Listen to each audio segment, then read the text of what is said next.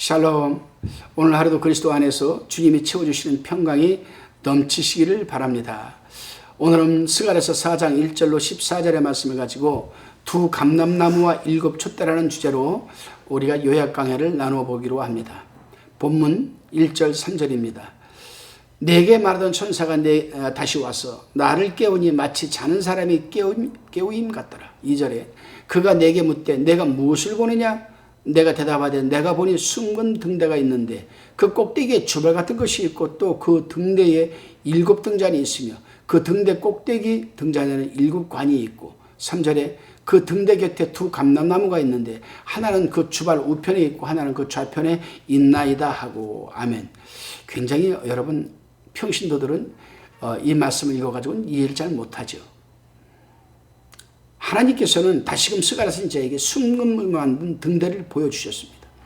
그 등대는 일곱 가지로 갈라져 일곱 촛대가 되고 일곱 촛대 위에는 불을 밝힐 수 있는 등잔이 놓이고 등대 양옆에는 두 감람나무가 있는데 그 감람나무에서 등대까지 연결된 금관 즉 파이프가 있어서 그 파이프로 감람나무 기름이 흘러 들어가서 등잔에 공급되고 일곱 등잔에 불을 밝히게 되어 있는 이 모습을 얘기하는 겁니다. 여기서 순금등대는 무엇을 가리킵니까? 여러분, 교회를 상징합니다. 계시록 1장 20절에 보면은 내 본 것은 내 오른손에 일곱 별의 비밀과 일곱 금 촛대라. 일곱 별은 일곱 교회의 사자요 일곱 촛대는 일곱 교회인이라고 했기 때문입니다. 그러므로 순금등대는 믿음으로 된 참된 교회를 가리키는 겁니다. 금은 믿음이잖아요. 그렇습니다. 주님은 지금도 일곱 촛대 즉 세상에 있는 모든 교회 사이사이에 다니시면서 또 임재하시면서 내주하시면서 촛대 즉 교회의 불을 밝혀 어두운 세상을 비추어 나가시는 사역을 감당하고 계시는 것이죠. 계속해서 두 감람나무는 역사적으로는 정치적인 지도자인 총독 스룹바벨 종교적 스룹바벨을 가리키고 종교적 지도자인 대제사장 여호수아 이렇게 두 사람을 가리킵니다. 역사적으로는. 그러나 예언적으로는 예수 그리스도를 가리킵니다. 그렇다면 두 감람나무를 하는데 왜 예수님을 한 분을 말하는가? 그것은 예수 그리스도는 정치적으로 왕직을 갖고 통치하시고 종교적으로는 선지자직과 제사장직을 가지고 계시기 때문에 여러분께 말씀하는 겁니다. 히브리서 여러분 4장 14절을 참고하시기 바랍니다. 다시 말하면 예수 그리스도는 한 분이시지만 이렇게 예수님이 가지고 계신 직분이 둘이기 때문에 두 감람나무라고 하는 겁니다. 그런데 여러분 어떤 이단 사이비들을 보게 되면 자기가 감람나무로 합니다. 여러분 두 감람나무 중에 지가 하나래요. 야, 참 어떻게 성경을 그렇게 해석을 하는가. 또 그걸 믿고 또 추종하는 또 사람들이 엄청 많아요. 자기가 보혜사라고 합니다.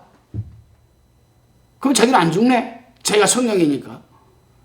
근데 또 막 따지고 들어가니까 영의 보혜사가 아니라 육의 보혜사래요. 지가 또. 성경에 육의 보혜사, 영의 보혜사가 있습니까? 참 그런 사람들을 믿고 추종하는 사람들을 보면 이렇게 어리석은지 모르겠습니다. 여러분. 정신 바짝 차리기 바랍니다. 말세에는요 그런 사람들이 더 많이 나타나요. 근데 참 희한하죠. 세계에서요 기독교를 놓고 유사종교, 이단, 사이비는 우리나라가 최고 많습니다. 이단이. 근데 또 희한한 건 뭐냐? 30년마다 꼭 한 명씩 세계적인 이단이 나타나요, 우리나라에. 야, 곧 나타날 때 됐습니다. 곧 또 나타날 때 됐어요. 지금 30년이 다 돼가 우리나라에 알만한 사람 다 알죠? 이 누구누구라고. 지금 30년 다 돼가니까 이제 그 후자가 또 나오겠죠, 이제 하나 또 이단이. 그래서 여러분 계시록 11장 4절에 보면은 이는 이 땅의 주 앞에 섰는 두 감람나무와 두 촛대니라고 한 겁니다. 그러므로 두 감람나무와 두 촛대는 동일한 거죠, 여러분. 그리고 계시록 1장 20절에서는 촛대는 교회라고 했으므로 여기 감람나무 역시 여러분 교회를 가리키는 겁니다. 그럼 교회의 머리는 누구십니까? 예수 그리스도 아니겠어요, 여러분. 그러므로 감람나무는 예수 그리스도를 가리키는 동시에 교회를 가리키는 겁니다. 왜냐하면 에베소 1장 22절로 23절에 보게 되면은 그를 만물 위에 교회의 머리로 주셨고 교회는 그의 몸이라고 했기 때문에 그리스도와 교회는 하나인 겁니다. 그렇습니다, 여러분. 교회는 감람나무 되시는 예수 그리스도로부터 은혜와 진리를 계속 공급받아야 신앙의 등불이 켜지고 생명의 등불이 켜지게 되는 겁니다. 그러나 요즘 어떤 이단이 괴수가 된 인간이 나타나서 자신이 감람나무라고 하고 말도 안 되는 홍명랑한 주장을 하면서 많은 사람들을 미혹하는 것을 보았습니다. 자신이 감람나무이면 자신이 곧 예수 그리스도란 말인데 말도 안 되는 소리를 하고 있어요. 하기야 뭐 지가 보혜사라고 했으니까. 따지고 들어가니까 육의 보혜사랍니다. 영의 보혜사가 아니라. 그러면 보혜사도 두 개가 있습니까? 영의 보혜사가 있고 육의 보혜사가 있고 성경이 그렇게 가르쳐요? 그런 주장에 미혹되어서 수많은 성도들이 추정하고 있는 것을 보면 답답하기만 합니다. 한국교회의 미래가 답답한 거죠. 여러분은 절대로 미혹당하지 말기를 바랍니다. 좀 더 강하게 제가 어필을 하겠습니다. 이 방송을 듣는 그 세력을 쫓고 추종하는 세력들이 이 방송을 들으면 저한테 전화해서 난리치겠죠. 그러나 저는 싸워야 되기 때문에 그런 이단들하고 말씀드리겠습니다. 분명히 말씀드리지만 그러한 자를 추종하는 세력은 절대로 여러분 구원받지 못합니다. 천국에 못 들어갑니다. 자기가 하나님인데 자기가 성령인데 어떻게 구원받을 수 있습니까, 여러분? 인간을 갖다가 하나님으로 성령으로 믿고 추종하는 사람이 어떻게 여러분 천국에 들어갈 수가 있겠냐 이 말이에요. 아닙니다. 나는 그래도 진리를 믿지만은 나는 예수 그리스도를 나는 성령 예수 나의 구주를 믿습니다. 그러면 두 마음을 품은 자가 되죠. 정신 차려야 됩니다. 다시 본문 4절로 10절까지를 살펴봅니다. 먼저 4절 6절입니다. 내게 말하는 천사에게 물어 가로되 내 주여 이것들이 무엇이니까? 5절 내게 말하는 천사가 대답하여 가로되 내가 이것들이 무엇인지 알지 못하느냐? 내가 대답하되 내 주여 내가 알지 못하니이다. 6절에 그가 내게 일러 가로되 여호와께서 스룹바벨에게 하신 말씀이 이러하니라. 만군이 여호와께서 말씀하시되 이는 힘으로 되지 아니하며 능으로 되지 아니하고 오직 나의 신으로 되느니라. 아멘. 스가랴 선지자가 감람나무와 촛대에 대한 비밀을 깨닫지 못하고 있습니다. 지금. 그래서 답답한 마음으로 천사에게 감람나무와 촛대가 무엇인지 지금 물어보고 있는 거예요. 누가? 스가랴가. 그러자 천사가 스가랴에게 이렇게 대답을 해줍니다. 성전을 세우는 일은 인간의 힘으로 되지 않고 오직 하나님의 신 성령으로만 세울 수가 있다. 여기서 우리는 자칫 이해가 안 되는 부분일 수도 있지만 이해를 잘하고 넘어가야 합니다. 왜냐하면 스가랴는 감람나무와 촛대가 무엇인지를 몰라서 질문을 하였는데 이 천사는 성전 건축에 대해서 엉뚱한 지금 대답을 해주시는 거예요. 엉뚱한. 그렇습니다. 감람나무는 예수 그리스도요. 촛대는 교회, 즉 성전을 말한다고 했습니다. 그리고 7이라는 숫자는 영적으로 만수, 즉 완전한 수를 의미한다고 했습니다. 그래서 세상에 있는 모든 교회를 상징하는 겁니다. 그런데 7촛대 사이에 누가 다니면서 빛을 비추게 하신다고 했습니까? 바로 두 감람나무이신 예수 그리스도께서 하시는 겁니다. 그래서 하나님께서는 그 감람나무와 촛대를 보여주시고 이것은 예수 그리스도께서 세상의 교회, 즉 성전을 세우시고 두루 다니면서 빛을 비추게 하신다는 것을 지금 말씀해 주는 겁니다. 이해가 안 됩니까, 여러분? 자, 다시 더 쉽게 말씀을 드리겠습니다. 나는 예수를 안 믿어요. 근데 내가 예수를 믿는다고 혼자 떠들고 예수 믿는다고 해도 성령이 내 속에 들어옵니까? 안 들어오죠. 그럼 내가 교회 가서 교회 입적을 하고 교적부를 만들고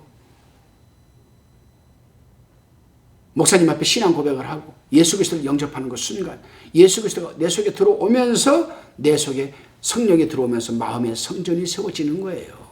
이것이 힘으로 됩니까? 능으로 됩니까?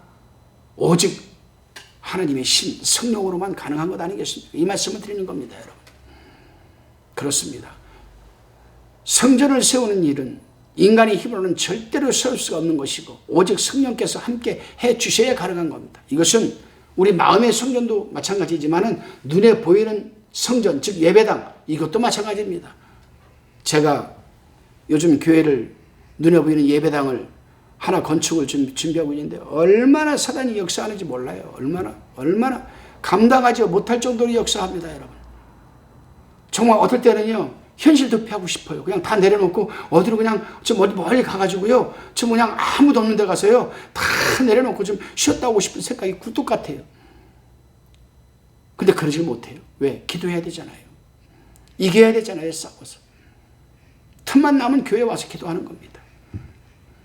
그리고 내 속에 계신 성령께서 일을 해달라고, 세우게 해달라고 기도하는 겁니다. 그럴 때마다 성령께서 저에게 하시는 말씀이 있어요. 충만아, 내 종아, 우선 네 마음에 단단한 성전을 세워라. 흔들리지 않는 견고한 반석 위에 네 마음의 성전을 세워라. 그래야 이 예배당이 세워질 수, 눈에 보이는 예배당이 세워질 수 있다. 아멘으로 화답할 수밖에 없는 거죠, 여러분. 10분초마다 갈대 같은 마음으로 흔들리는 이 마음. 기도밖에는 감당할 길이 없는 거죠, 여러분. 다시금 본문 11절 14절입니다. 11절에 내가 그에게 물어가로되 등대 좌우에 두 감람나무는 무슨 뜻이니까? 라고 12절 다시 그에게 물어가로되 금기름을 흘러내는 두 금관 옆에 있는 이 감람나무 두 가지는 무슨 뜻이니까? 그가 내게 대답하여 가로되 내가 이것이 무엇인지 알지 못하느냐? 대답하되 내 주여 알지 못하느니이다. 14절에 가로되 이는 기름 발리운 자 둘이니 온 세상에 주 앞에 모셔서는 자니라 하더라. 자, 좀 더 구체적으로 천사가 가르쳐 줬는데도 이해를 못하는 거예요, 지금 스가랴가. 그러니까 스가랴가 또 물어봐요. 등대 좌우에 있는 두 감람나무가 이게 뭡니까? 무슨 뜻입니까? 그리고 이 기름을 흘려내린 그 두 금관잎에 있는 이 두 감람나무 또 가지는 또 무슨 뜻입니까? 그랬더니 기름 발리운 자 둘이니 온 세상의 주 앞에 모셔섰는 자니라 하더라. 스가랴 선지자가 다시 한번 천사에게 등대 좌우에 기름을 흘러내리는 두 감람나무와 그 두 가지의 뜻을 물어봤습니다. 그러자 14절에서 천사가 두 감람나무에 대해서 해석을 해줍니다. 이 두 감람나무는 기름 발리운 자 둘이다. 이것은 제가 1절 4절에서 이미 말씀을 드렸습니다만 다시 한번 말씀드리겠습니다. 두 감람나무는 역사적으로 수르바벨 총독과 대제사장 여호수아를 가리키고 또 영적으로는 그리스도를 가리킨다고 말씀을 드렸습니다. 그리스도는 기름 부음을 받은 자라는 뜻입니다. 둘은 직분이 둘이라고 말씀을 드렸습니다. 그렇습니다, 여러분. 그리스도는 정치적 직분으로는 왕이시고 종교적 직분으로는 선지자와 제사장이 되시는 겁니다. 따라서 그리스도는 한 분이시지만 두 직분으로 역사함으로 두 감람나무로 말을 하시는 겁니다. 이해가 되셨습니까, 여러분? 기도하시겠습니다. 주님, 세상의 교회는 눈에 보이지 않는 무형교회와 눈에 보이는 유형교회가 존재하는 것을 믿습니다. 그리고 무형교회는 우리 마음의 성전이요 유형교회는 눈에 보이는 예배당인 것을 믿습니다. 그 어느 성전이든 우리 주님께서 성령을 통하여 세상의 교회, 즉 성전을 다니시면서 빛을 비추게 하는 것이니 무엇보다도 우리 마음의 성전에 내주하시는 성령 하나님께서 우리 마음에서부터 빛을 발할 수 있도록 붙들어 주시고 인도하여 주시옵소서. 감사드리옵고 예수님의 이름으로 기도드리옵나이다. 아멘.